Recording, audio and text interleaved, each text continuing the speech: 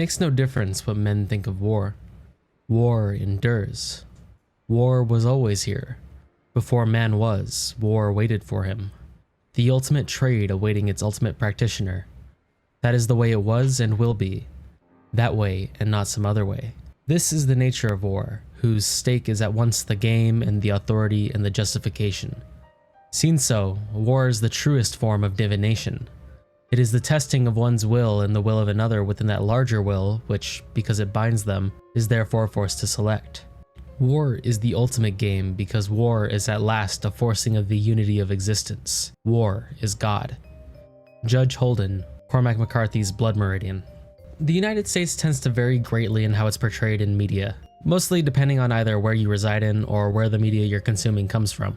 Specifically in the aspect of our military and time spent abroad as the world's international police. For example, here in the heart of the good old US of A, we have plenty of movies and shows that center around a man or a group of men in the military, usually glorifying their presence in whatever country they're in as a good thing, which may or may not be accurate depending on the specific conflict that the medium covers. From Normandy to Cuba to Vietnam and even more modern day conflicts like Iraq and Afghanistan, there's practically a war movie with a classical all-American hero for virtually any scenario you could possibly want. Even movies that might not typically be seen as military propaganda can feature a lot of elements of just that. And hell, a lot of movies here in America are partially funded by the US Department of Defense, ranging from Transformers to like 80% of the MCU movies to hell, even 2014's Godzilla, ironically enough. Many movies made here are partially funded by our government, and as such, usually show a rather net positive portrayal of our military's presence abroad. Of course, you still do get criticism of the American military here in America. We do have free speech after all, or at least we're supposed to. And you'll see occasional movies or media that perhaps portray us in a more unbiased light. The Empire from Star Wars is famously an allegory for the United States' presence in Vietnam, and the majority of popular alternative metal band System of a Down's catalog is about the problems with the system in America, to name a few. But popular media discussing our less favorable sides tends to come from elsewhere. Of course, we have the aforementioned Godzilla, who is traditionally the most famous metaphor for the nuclear weapons dropped on Japan at the end of World War II, with 2016's Shin Godzilla straight up serving as one big way to tell us dumb Americans that, hey, there may have been a more humane way of ending the war than testing out nuclear weapons on civilians. But one of the most popular voices against American imperialism today seems to be Chainsaw Man's Tatsuki Fujimoto, mangaka of one of the most famous ongoing manga of our generation, and a man who has even levitated on video.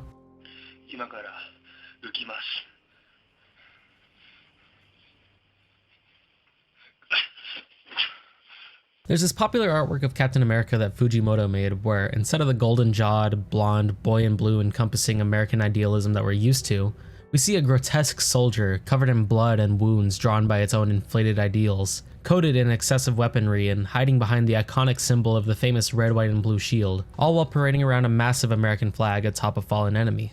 There's truly a lot to dissect with what may otherwise be considered just a piece of fan art made in his personal style. But this general idea of America as this all-encompassing, warmongering beast is one that seems to be present in the majority of Chainsaw Man. From more abstract things like Part 1's Gun Devil to more on-the-nose things such as the literal incarnation of war saying that she's in love with America, we will be discussing aspects of American nationalism and imperialism that Tatsuki Fujimoto seems to be criticizing in his most popular series yet. As stated in the intro, it will be impossible to avoid the talk of politics in this video, so for simplicity's sake, try not to get your metaphorical nuts in a twist if I say something that happens to be in conflict with your personal views on America as a whole. I'm not expecting that we will 100% agree on everything, but the things I point out will have a basis in factual events and probably a little bit of my own interpretation on top, so take that as you will. And of course, there will be crazy spoilers for the entirety of Chainsaw Man, so feel free to click off the video if you're not caught up with that least here.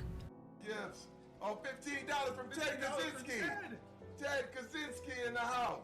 For most of Part 1 of Chainsaw Man, the Gun Devil is this elusive figure that has an aura of mystery around it. Its very first appearance chronologically is on November 18th, 13 years prior to the events of Part 1 of Chainsaw Man. And though we don't get to see what its 100% completed form looked like, there's a lot of stuff we can interpret about it on a meta level in just its first appearance alone. The Gun Devil showed up for the first time in its complete form on November 18th following an arms race against devils and subsequent arising from said arms race, as well as a terror attack in the USA, which is depicted as such, take that as you will. In the 5 minutes that it was active after 10 AM on that fateful day, it killed 1.2 million people merely with its own existence before being defeated by somebody, and ending up mostly in the possession of the United States and the Soviet Union. There's a lot to unpack here. Firstly, the biggest and most obvious thing to point out, of the countries afflicted by the Gun Devil's first appearance, the country that suffered the most casualties, despite not being the country under its effects for the longest, was the good old United States of America. It's definitely a little on the nose, but I believe this is Fujimoto's way of portraying just the sheer disproportionateness of gun violence that occurs in America compared to other countries. There's this famous article by satirical news site The Onion titled "No Way to Prevent This Says the Only Nation Where This Regularly Happens."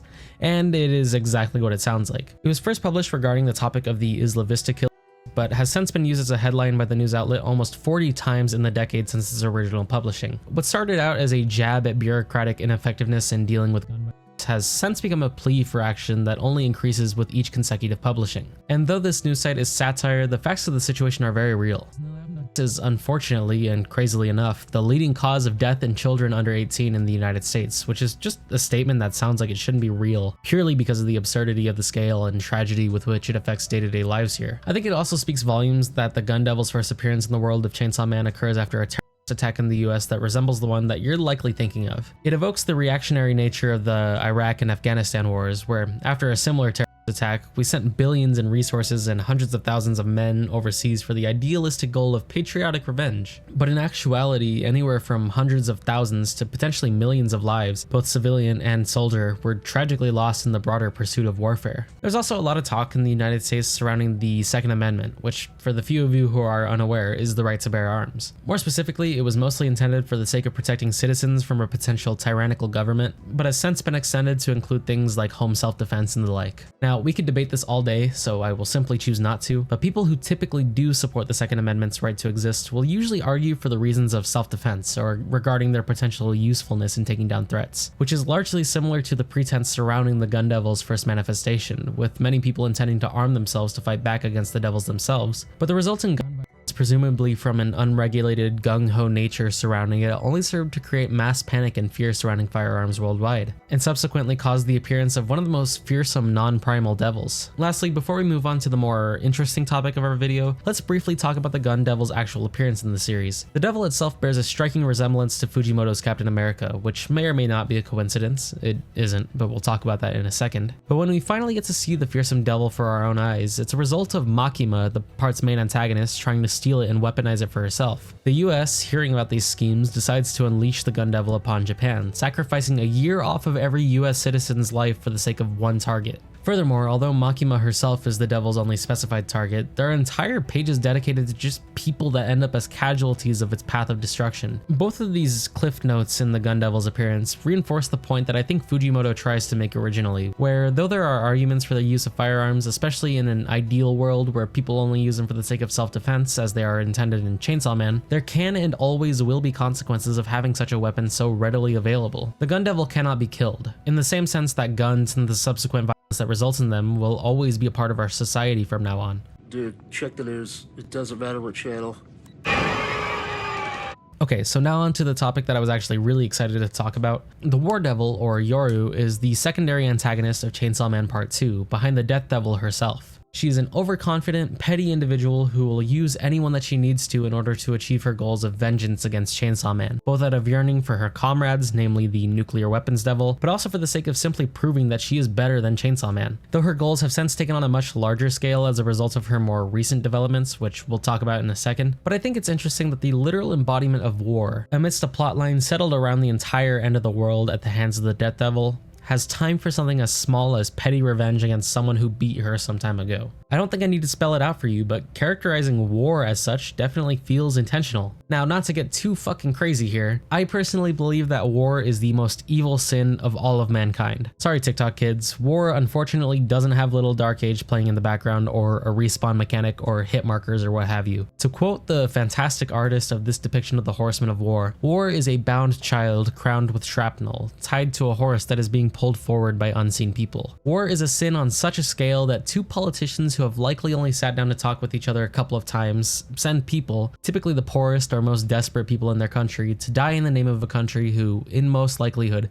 could not give two fucks about their well-being or individuality.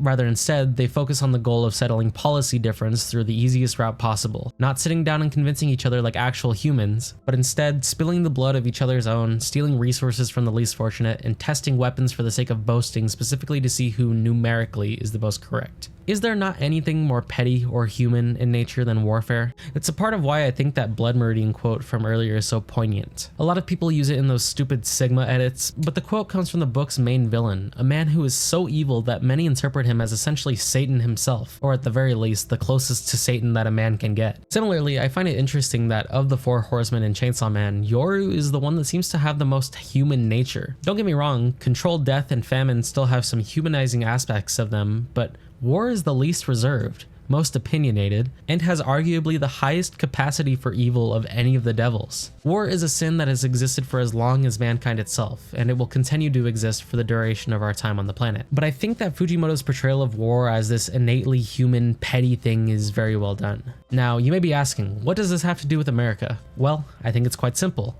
War is such a synonymous thing with the United States that I would be even more surprised if you didn't draw the connection between Yoru and the real-life United States even before the most recent chapters. More specifically, in chapter 176, after having a debate with Asa, the person whose body she's inhabiting, about whether or not her goals are even worth it at this point, Yoru literally turns her own children, the gun and tank devil, into weapons to be used in the pursuit of her goal of defeating Chainsaw Man once and for all. It's a very on-the-nose, but unfortunately very real portrayal of a country being willing to sacrifice its own children, civilians, anybody in the pursuit of warfare. And furthermore, while actively using the Gun Devil's abilities for her own sake, it results in the Statue of Liberty being turned into a weapon and fired from New York to Japan, causing mass destruction just for the sake of trying to kill Pochita, all while Yoru laughs in face of the chaos that she's caused. Simultaneously, the trigger fingers of millions of Americans who are a part of the National Pistol Association are sacrificed as a part of the contract to bring such a weapon to life. I don't even think I need to point out for you what this is meant to symbolize for you to get it, but in case you didn't, I believe this is Fujimoto's most blatant way of pointing out the almost symbiotic dependency that America has with warfare and weapons. George Carlin has this famous bit about America going to war with everything because war is the only thing we're good at, and more specifically about how we are only good at it because we go to war with absolutely anyone and everyone, which isn't exactly a crazy thing to point out either. I mean, hell, the Wikipedia page for United States involvement in regime change has almost 80 entries. War is just unfortunately something that is synonymous with the United States as a whole, and with the prospect of American nationalism bringing ideas like warfare and expansionism back to the foreground of American politics, is it really any wonder that Fujimoto's war is so intertwined with America itself? I mean, for Christ's sake, I feel like chapter 210 was Fujimoto's way of pointing out directly to anybody who hadn't caught up to speed by now that yes, Yoru is supposed to be representative, at least partially, of United States involvement in warfare, if not the United States itself. For those of you who are still unaware,